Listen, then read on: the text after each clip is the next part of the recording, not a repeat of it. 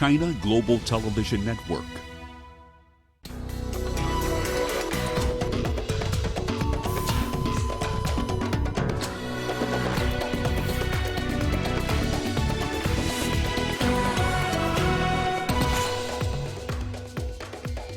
Newly elected Algerian president calls for dialogue with protesters and vows to uphold freedom of expression.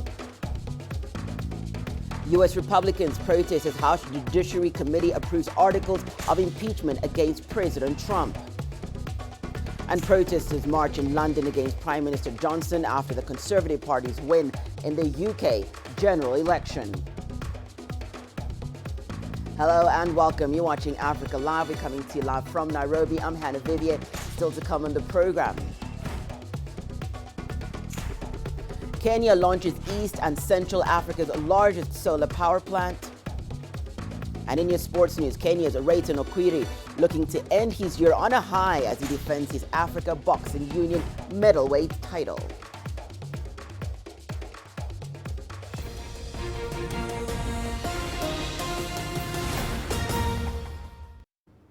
Well, in news, just in a verdict in the corruption trial of Sudan has been delivered, and the former leader has been sentenced to 2 years in jail. He has been convicted for possession of foreign currency. This was the first of several cases against the leader, who was removed after nearly 30 years in power. Al-Bashir was overthrown in April after months of nationwide demonstrations. He faced charges of corruption and illegal possession of foreign currency. Today's case against him centered around suitcases filled with multiple currencies worth more than 130 million US dollars, which were found in his home. While the former president admitted he had received $25 million from Saudi Arabia's Crown Prince Mohammed bin Salman, he pleaded not guilty to the charges. Well, Algeria has a new president. Abdel Majid Tebboune won Thursday's poll after garnering over 58% of the vote. Tebboune was a former prime minister. He served under deposed former president Abdelaziz Bouteflika. His win sparked protest on Friday.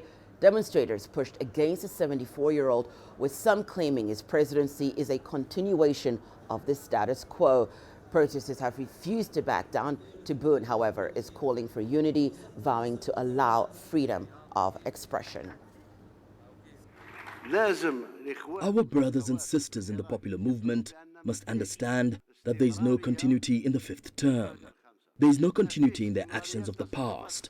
So if you stay on your side and I stay on mine, we'll not be able to listen to each other and build a new future for this country and for these young people. So the solution is dialogue, dialogue, and dialogue again.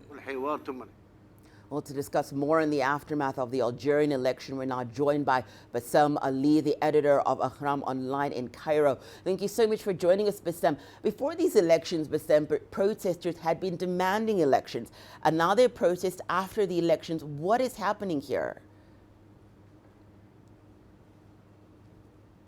Well, it seems as though Bassem cannot hear me there. We'll try and get him back for you on the program. For now, let's take a look at what's happening in the Sahel region, which once again is in the news. This follows the attack on a Nigerian military camp, which left over 71 soldiers dead. The region has been experiencing rising cases of conflict recently. So how did things come to this? Here is Alexandria Majala with that story. Burkina Faso, Chad, Mali, Mauritania, Niger, Guinea, and Nigeria. These are the countries that form the troubled part of the Sahel. Parts of Central African Republic, Sudan, Cameroon, Algeria, and Senegal also lie in this region. Historically, farming communities and herders had a symbiotic relationship. Farmers would allow pastoralists from different parts of the region to graze their livestock on their farms. They will gain through the fertilization of the soils from the animals. However, the situation has since changed. This relationship has soured and degenerated into vicious conflicts with a bloody effect. The 2019 World Economic Forum identified various factors contributing to Sahel's fluid situation. The report names climate change, a rise in population, and food insecurity. The region is currently experiencing rising temperatures, which climate scientists say might be 3 to 5 degrees warmer by 2050. These issues have given rise to conflicts between farmers and herders. Every year, death tolls rise just like the frequency of the conflicts. For locals caught up in this mutating crisis, death is never too far. Nigeria, Mali, Burkina Faso, and Guinea are the most affected by these communal wars. But events in the Middle East have lately complicated the already bad situation in the Sahel. The 2011 Arab Spring and the subsequent war against ISIL in Syria and Iraq both led to the Sahel being the ideal landing ground for jihadist groups. Al-Qaeda in the Maghreb was already active in Algeria and Tunisia before the fall of Gaddafi in Libya. It has long been suspected that these terrorist networks are exploiting and fueling the conflicts in Sahel. However, recent attacks on military bases in Mali, Burkina Faso, Mauritania have just confirmed it. Although ISIL previously claimed responsibility for previous attacks, the Wakton Niger military camp seems to announce grim times that lie ahead for the region. So far, France has been leading the war on militants in the region.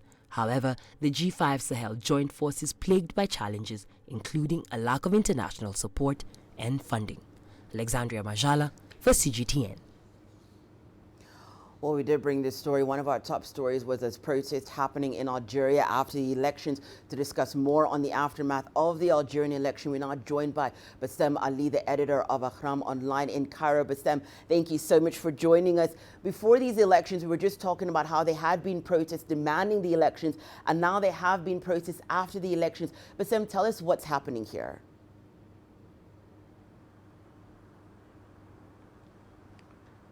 The main problem in Algeria nowadays is not about elections, it's not about voting or about polling stations. It's about how the transitional phase after Bouteflika is being handled. On the one hand, the protesters believe like the army should step aside and civilian authorities should take their place and handle everything, including writing a new constitution or at least doing some constitutional reforms, handling the social, economic, and political affairs of the country, and so on. So the thing is, the electoral process or the procedural aspect of the matter is not what drives the protesters. It's instead who is running the situation out there in Algeria. And since the army is still handling everything, and since the protesters were not involved in any part of a national dialogue before the elections, this is why we're still having some protests and some acts of contention even after the elections. And this is one of the things that is coming out, Bassem, is that they're saying that it seems as though the president that's coming in now, just a continuation of the status quo. But just tell us a bit more about the winner, Abdelmajid Tebboune. What does he bring to the table for Algeria?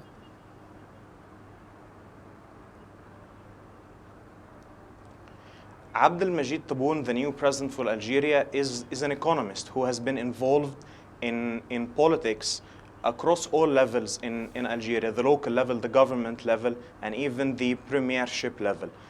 So you're speaking about someone who has an extensive experience in running state institutions. He was the Minister of Housing, the Minister of Communications, and has been a Prime Minister for a short period in time. And putting in consideration the economic crisis or the tough deteriorating conditions economically and socially that the country is passing through, the man seems to have a lot of expertise in terms of handling the country, and a large number of his promises, in fact, involve this matter, which is economics.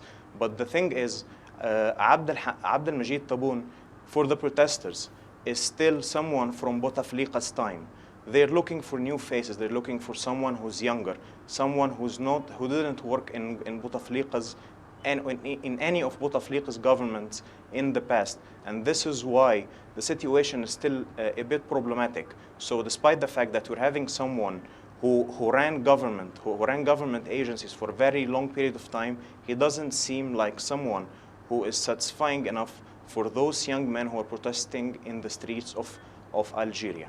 Bassem, and one of the things that he has said, he said, well, let's have a dialogue about this. And this is what he's saying to the protesters, is let's sit at the table and have a dialogue about what their concerns are. What are his options for ending the protests and getting Algeria to move forward?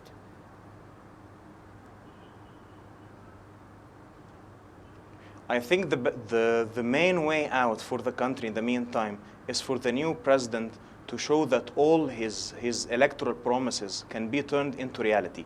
The man gave 54 promises that deals with housing, that deals with doing constitutional reforms, that's also related to democratic reforms as well, and others that covers almost all aspects of life in the country. What he has been saying in the campaigning stage is great, but I think what would satisfy the protesters is that they should see some of these promises turning into real state policies by the new president. Among them, as an example, was that about housing, that he would provide a low-cost housing for the working class in the country. He also promised to fund small, medium, and large national companies in Algeria, and putting less burden on the country's budget through import by enhancing their position in the international market. So what he has been saying, the election sounds great. Everyone, I think, anyone who would read his statements would be happy, but I think the decisive factor for how the situation would evolve in the coming weeks and months would depend on whether the new president would be able to turn those policies into reality in Algeria or not. Bassem, as you say, it's just going to take some time as a wait and see what's going to happen there. Thank you so much, Bassem Ali, the editor of Ahram Online, joining us live from Cairo. Let's head to East Africa now, where Ugandan and Rwandan delegates are meeting in Kampala. Friday was the second meeting since the signing of a memorandum of understanding. The presidents of the two countries met in Angola in August to agree on parameters which would end a year-long political conflict. Delegates now look to fast-track the implementation of that agreement. Rwanda sealed its border early with Uganda earlier this year, halting trade and issuing a travel advisory. Both countries have also traded accusations of political sabotage. The Democratic Republic of Congo and Angola are acting as co-facilitators to these talks.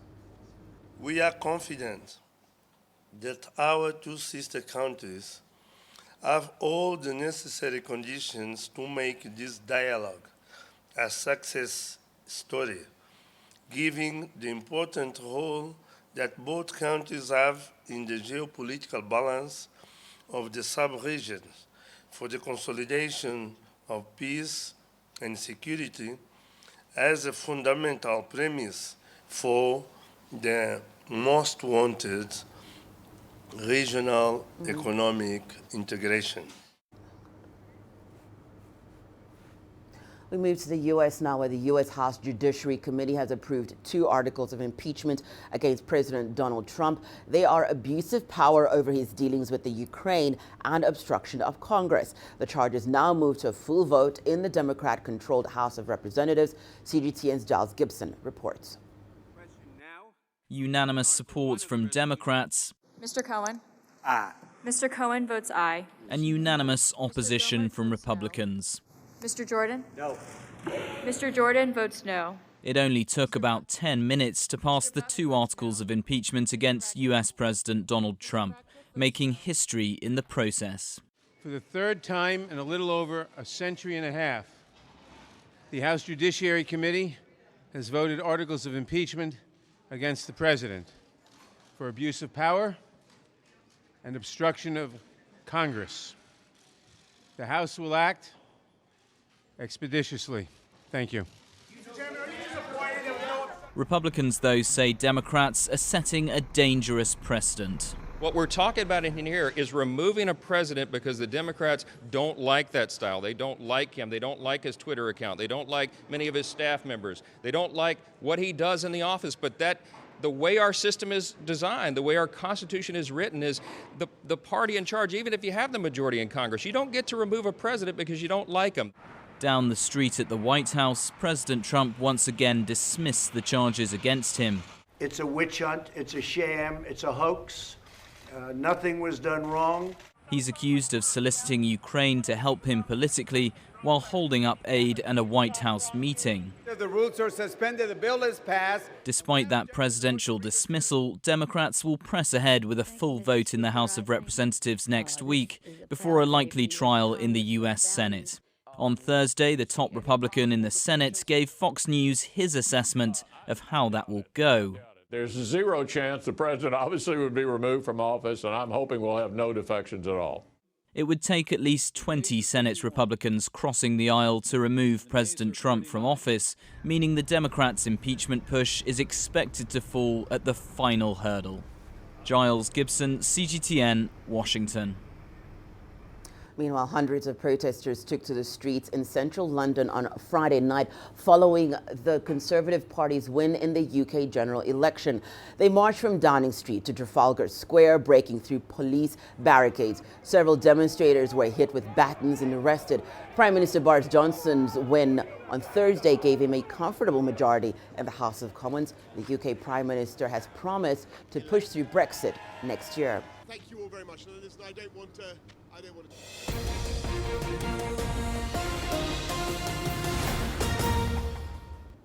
Well, here's a reminder of that breaking news we had at the top of the hour. A verdict in the corruption trial of Sudan has been delivered, and the former leader has been sentenced to 2 years in jail. He's been convicted for possession of foreign currency. This is the first of several cases against the leader, who was removed after nearly 30 years in power. Al-Bashir was overthrown in April after months of nationwide demonstrations. He faced charges of corruption and illegal possession of foreign currency.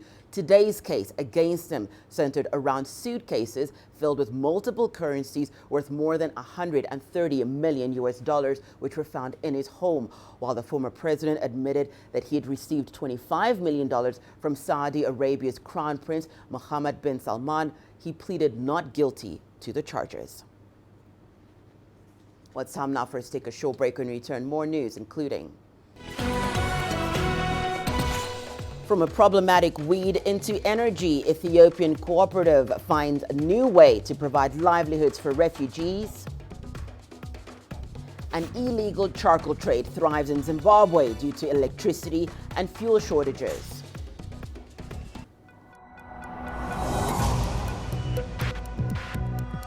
Each day, there are millions of stories. Each one can open new perspectives, new possibilities. Wherever you look, we are there to see, discover, explore. We put the pieces together to find what really matters to you, all around the world, all around the clock. Our reporters are at home across the globe. From our headquarters in Beijing and production centers in Washington, Nairobi, and London, China Global Television Network. Stories from across the globe, reaching people across the globe. CGTN. See the difference.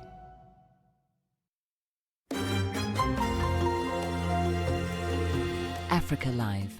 Find your voice.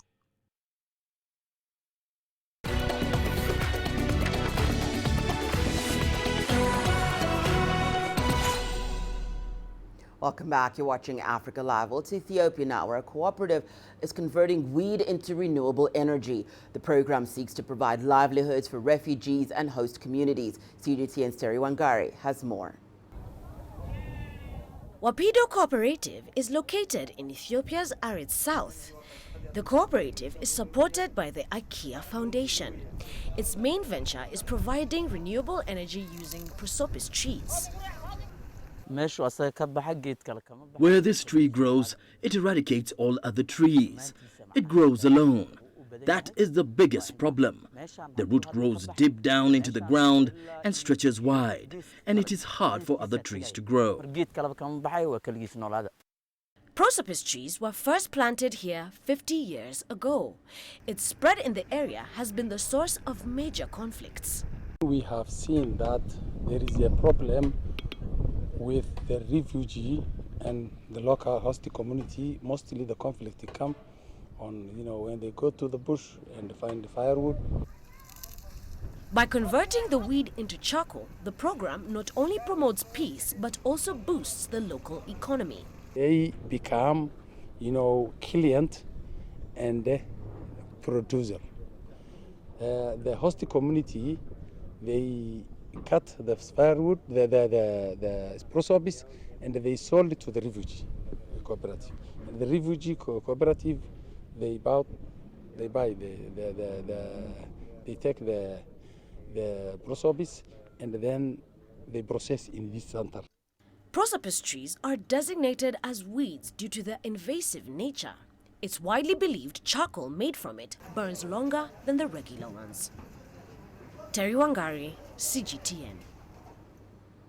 In Zimbabwe, forests are under threat from illegal charcoal traders who are burning down large swathes of indigenous mopani trees to supply a market for cooking fuel. Cities in Zimbabwe continue to be plunged into darkness by a severe, ongoing power crisis. From the country's capital, Harare, here's CGTN's Farai Mwakutuya. At first glance, it looks like a well-covered forest, but a closer inspection will show several stumps, evidence of its systematic stripping. There used to be many tall trees around, but they are all gone because of charcoal traders. Obed Madovi, a Mondorongezi villager, tells me. The indigenous mopani tree is the main target for charcoal producers. They like it because of its strength. It's so tough, it would take several hours to try and chop it down using an axe, and so that's why they prefer to burn it to the ground. From here, it's taken to markets in the cities where traders are cashing in on demand, driven by rolling power cuts of up to 18 hours a day.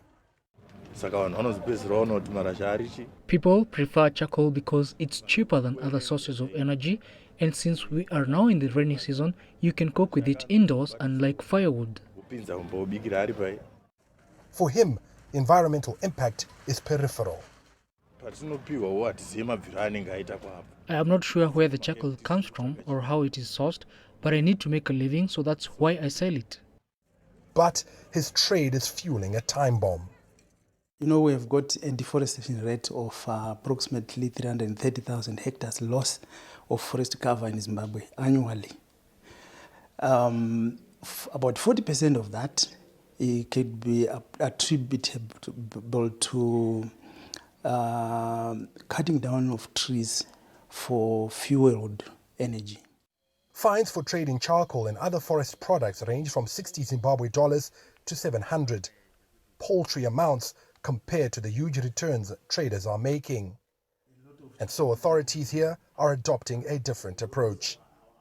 The other way that we have dealt with that is actually taking people to court. And taking someone to court, they will be, if convicted, they are likely to spend up to 2 years in jail, and we think that route could also deter would-be criminals in this regard. Hopefully, that will save some of the country's rapidly disappearing indigenous forest trees, some of which would need another lifetime to regenerate. Farai Mwakutuya, CGTN, Harare, Zimbabwe. In Kenya, Teddy Kinyanjui has founded a seed bowl technology in a bid to fight deforestation in the country.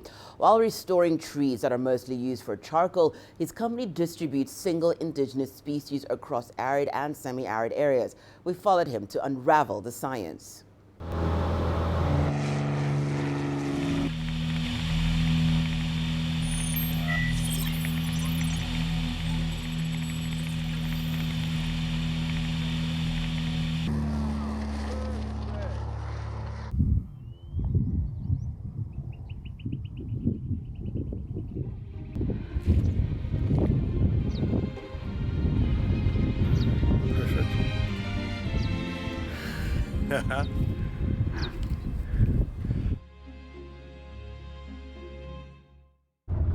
Teddy Kinyanjui is the co-founder of Seed Balls Kenya, a reforestation initiative that uses seed ball technology. So how does it work? We join Teddy to find out. Mike is the manager. This is who I usually deal with when we come. We source all of the seeds directly from Kenya Forest Research Institute. They're the only body that's actually mandated by government to do tree seed science. So we get very good quality assurance from them and viability testing and so on. This is how you use it? So I'm going to be getting a kilo of this particular one. This is the yellow fever tree, Naivasha thorn. This is one that grows very well in Athi River. And again, our species choice is always, what are people cutting down for charcoal? So, yeah. Here's the seeds. My seeds, excellent. That was so many years ago, yeah. Bring all of the seeds to Chardust, where they get made with our proprietary technology that we've invented into seed balls. So I approached Elson from Chardust Limited because I knew they deal with recycled charcoal dust. Charcoal dust I know is a very good amendment for the soil. High porosity, holds nutrients, holds water, microbes and bacteria. You air dry them in the sun, and that takes about another day if the weather is good. We have a specially formulated mix of different types of nutritious binders that holds all of the charcoal dust together around the seed. A very, very small seed. The team distributes a single indigenous species of trees across arid and semi-arid areas. What we immediately decided to do was just find out what trees are they cutting down in any given part of Kenya for charcoal. We should be planting more of those ones because no one really is. And so we looked at, most of the acacia species. We've selected about 10 to 15 different types that are used for unsustainable charcoal making in different parts of the country. Once the seed balls have been dried, they're taken for various throwing expeditions. My name is Gay Cullen, and I live here in the savannah. A whistling thorn acacia is what we've been spreading today, and the yellow fever tree, acacia, we've been spreading those. And the other tree that you see around here is the desert date, the balanites. There's quite a few of those in the area. So that's the seeds that we've been using today. Having been a pilot for over 43 years and flown all over Africa, you see that this area, the trees are just being denuded everywhere. I think seed boiling is definitely the way to go. And the more we can do it from the air and learn how to do it from the air, we can spread it wider. And to engage the young generation, Teddy devised interesting ways to involve them in seed balling. As a kid growing up myself, I always had slingshots and loved playing with them. And so given the shape and size of a seed ball, it became immediately obvious this is perfect ammunition to replace stones. So rather than kids shooting stones, they should be shooting seeds at stuff. Since 2016, over 6 million seed balls have been thrown into the ground. At the 2019 One Planet Summit in Nairobi, Kenyan President Uhuru Kenyatta pledged to raise the country's forest cover over the next 3 years. I am pledging that by 2022, we want to reach a minimum of 10% forest cover in our country. Presently, the country's forest cover stands at 7.5%. But with methods such as seed ball technology able to cover vast tracts of land in a short time, Kenya's goal may be achieved sooner rather than later.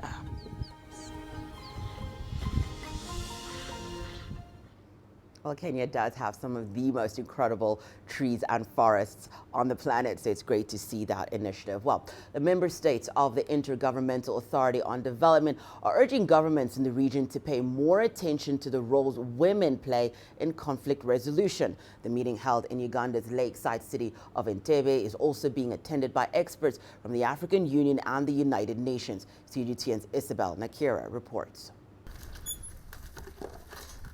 This group of women are trying to rebuild their lives. They fled war in South Sudan and are now making a living from briquettes here at Bidibidi refugee settlement in northern Uganda. IGAD countries say refugee women suffer most during conflicts, yet are not recognized during peace negotiations. Women do not start wars. They do not benefit from wars. This is why when they participate in the peace process, obviously they do not focus on the gains of war. They would rather focus on peace and reconciliation and improvement of the humanitarian situation. The UN Refugee Agency in Uganda says the war in South Sudan has left more women and children homeless. And more reports of sexual violence against women have been documented during the South Sudan conflict. Participants attending the IGAD meeting in Uganda say it's key that these women come forward.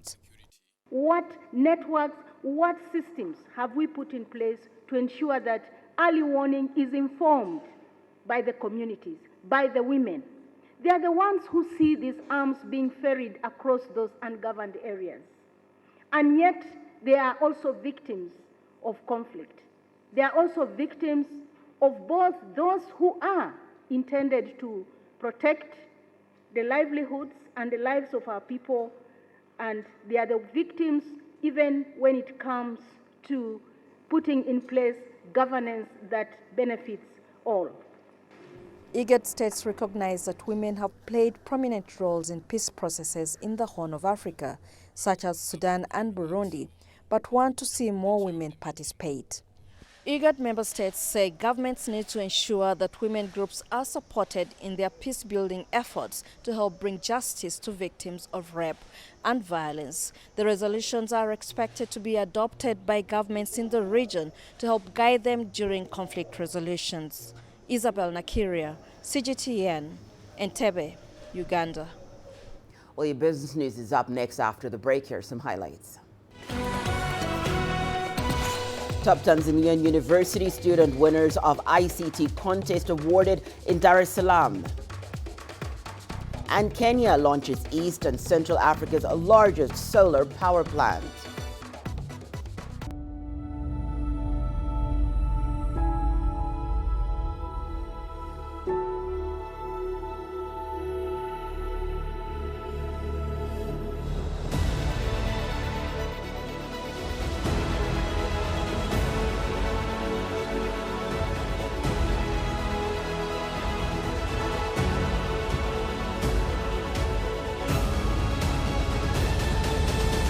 CGTN Europe. Africa Live. Find your voice.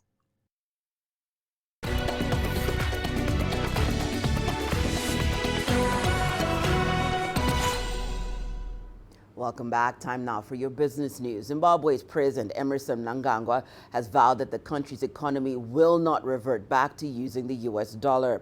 He also called on citizens to support the Zimbabwean currency. The Zimbabwe dollar has depreciated more than 6 times since its return. The government reintroduced it in June. In his statement at ZANU-PF's annual conference, President Mnangagwa said his government had launched plans for the construction of a thermal power plant to address shortages. He also thanked China and President Xi Jinping for extending a $1.4 billion loan toward the project. The introduction of our own currency will undoubtedly enhance economic stability, growth, and competitiveness. However, we have so many among our people who fight this decision. We will not revert back to a basket of currencies. It is incumbent upon all citizens of our great country Zimbabwe, and the party members in particular, to protect and defend our currency as a symbol of national sovereignty and pride. Small businesses in South Africa continue to feel the pain of ongoing power cuts. Eskom started load shedding last week in order to free up to 4,000 megawatts on the grid. The load shedding rose to stage 6, causing more frequent power interruptions. It's down to stage 2 now, but Eskom says the grid remains vulnerable. From South Africa, here's Sumitra Naidu with the details. This is Freedom Park, a suburb south of Johannesburg. The area is often without electricity. For residents here, the term load shedding is a regular occurrence. Tuzamile Busakwe is a small business owner struggling to continue with his business. Busakwe needs to keep meat refrigerated. It is very frustrating in such a way that now we are losing a business, especially us as small business people. Our stock are getting quickly spoiled. I don't know what to say about Eskom, because a lot of things are happening here. It is frustrating us, all of us. Busakwe says the power cuts are also damaging appliances. When the electricity is restored, it often causes a power surge, which can blow the socket.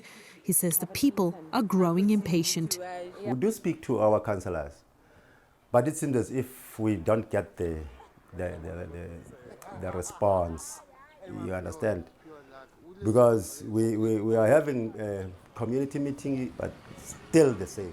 So we don't know where to go. We don't know where to run to, because of the situation, because it's been too long, this thing happening, especially in our area, which is Freedom Park. Patients will rely on oxygen to breathe are often sent to local clinics for short stays until the power returns. Sanazo Lungwana, who also lives in the area, says load shedding has left her in a financial predicament. As a resident of Freedom Park, we are struggling a lot, because most of people are not working here. We run our own business, which are depending on power. Without power, we got nothing. We are losing a lot of things. In my case, I'm a freelancer graphic designer. I'm working with the computer almost every day. For me to communicate with my clients, I have to use the phone, the Wi-Fi, the internet, whereby when we don't have power here, we are running out of Wi-Fi connections and we are losing customers. We're not meeting up the deadlines. It's a lonely road for many of these residents. Like other South Africans, they're tired and frustrated by what they call lies and excuses. Eskom has been in trouble for many years and there seems to be no end in sight to the damage it's causing to the people and the economy. Sumitra Nadu, CGTN, Johannesburg, South Africa. ICT is a burgeoning field on the continent. Participants of Huawei's ICT competition showed off their skills in Tanzania. 10 winners were chosen from a nationwide competition. They beat 2,500 students from 30 Tanzanian universities. Now they will fly to South Africa before heading to China for a global ICT competition. Government officials attended the award ceremony at the University of Dar es Salaam. I think I've learned a lot from this competition. If the government establishes other ICT competitions, it can help us showcase our talents.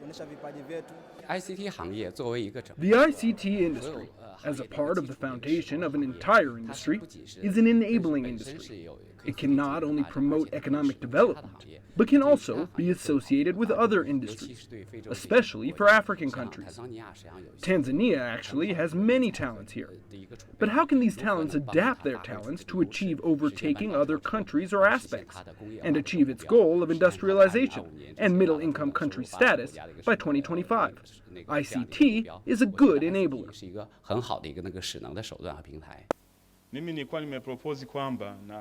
I'd like to propose to the Ministry of Education that apart from these efforts, it should form a platform where these youths can be practicing their capabilities after participating in the competition, and probably we can produce famous people like Steve Jobs. There is a need for Africa and China to cooperate and seize available opportunities to provide clean and sustainable energy. This is what came out of the first conference on China-Africa Energy Cooperation held in Nairobi. Wilke Sanyawa has the details. And giving us support. The conference brought together energy experts from think tanks, academia, government and organizations in the energy sector to deliberate on the economic potential of Africa's energy market. It was co-convened by the African Policy Institute and China National Petroleum Corporation, the world's third largest oil company based in China, alongside a slew of Chinese and African organizations. Energy cooperation has emerged as a major part of China's Belt and Road Initiative, and as the need for energy grows, so Africa and China continue to find ways to partner for mutual benefit. Belt and Road is from China, but belongs to the world. And who should play the critical role in this jointly building the BRI? I believe that is the private sector, not government. Africa is a new frontier in the global energy market. It possesses 7.5% of global oil reserves and 7.1% of global gas reserves. For African countries to develop even more in oil industry, it requires a lot of forms of technologies. China has the largest population. The consumption requirements are also huge. So you see, there's a lot that China and Africa can do together. Those countries that were poor around 50, 60 years ago have transformed themselves into what they are because of energy. Through cooperation and investment, partners hope to accelerate the growth of Africa's energy sector and develop it further. We in the private sector are keen to partner, and in so doing, create wealth in this country, create jobs which are important because of the very huge number of youth that we have coming out of our institutions. Energy investments in Belt and Road Initiative countries are expected to reach $27 trillion by 2050. The purpose of this assembly is to deepen international cooperation and build partnerships that will enhance Africa's economic development in the new global energy landscape. Bulkisanyagwa CGTN in Nairobi, Kenya. Meanwhile, Kenya's President Uhuru Kenyatta has launched East and Central Africa's largest solar power plant. It's located in the northeastern town of Garissa and will provide 50 megawatts to the national grid. CGTN's Robert Nagila has that report. The launch of the largest solar power plant in East and Central Africa. Located in Garissa County, about 350 kilometers from Nairobi, the plant has an installed capacity of 50 megawatts and took the contractor China Jiangxi Corporation just 15 months to complete. Kenya's president says the plant is part of his administration's push for cleaner energy in the power sector. This is just the beginning. According to our plans, in a few years, we intend to have 400 megawatts powered by solar power. The project, financed by Exim Bank of China at a cost of $124 million, will provide half of the energy needs for the town of Garissa. It can be supplied to the about 70,000 households with 355,000 people. It's covered about 50% of the east and county of Garissa and powered to the national grid. Built on about 80 hectares of land, the new plant is a boost to the East African country's push to become less reliant on diesel-powered plants and more on green energy. At least 50% of the country's power needs are generated from hydropower. In July this year, the country launched Africa's largest wind-powered farm in Turkana, generating about 310 megawatts of power. Robert Nagila, CGTN, Garissa, Kenya. Well, it's time now for us to take a short break and return. More news, including we tell you how a Ugandan woman has turned rats into a source of wealth.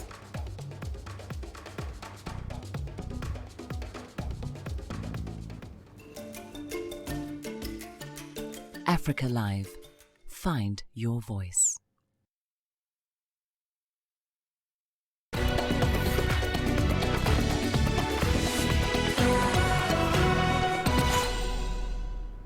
Welcome back. Well, the 23rd Mrs. Globe final has wrapped up at China's southern city Shenzhen.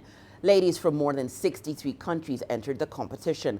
The competition consists of 3 major parts. Participants strutted their stuff in national costumes, swimming suits, and evening gowns. Russian contestant Kainia Krivoksio took the crown. Chinese contestant Zhao Ying, who represents Grand China, was awarded Mrs. Globe UN Global Goodwill Ambassador. Mrs. Globe was started by the American charitable organization WIN Foundation in 1993. It aims to provide a platform to elevate women through cultural communication. Every step on stage is a big process. I have gained not only the great honor, but also a great social responsibility. As Global Goodwill Ambassador, it is my mission to spread more love and warmth to every corner of the world. Each contest winner will also serve as an ambassador to promote traditional Chinese culture when they go back to their home country, so that people of the world learn to love Chinese culture and the Chinese people.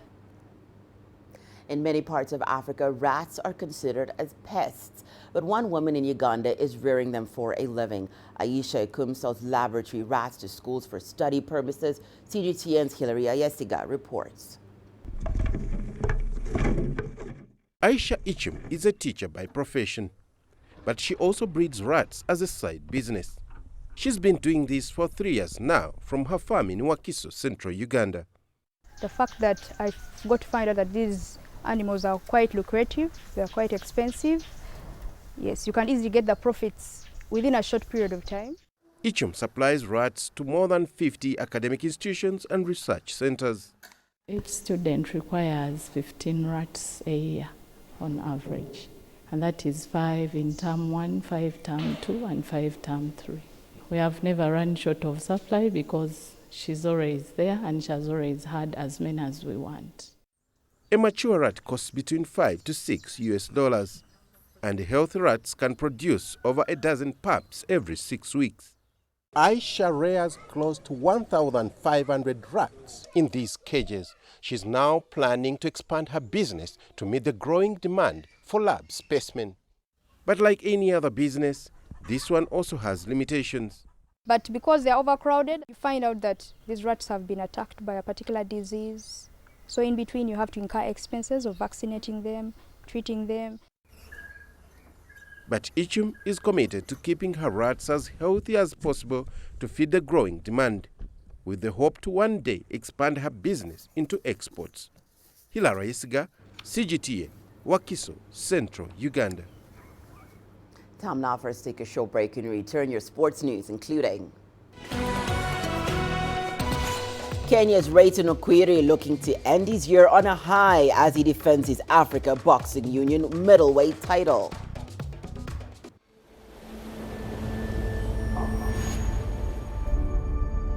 How would you create your legend?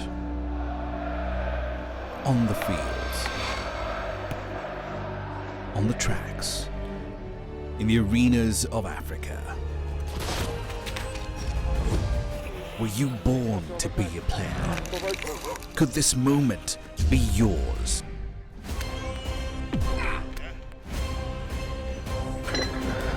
Sports Scene. Find your game.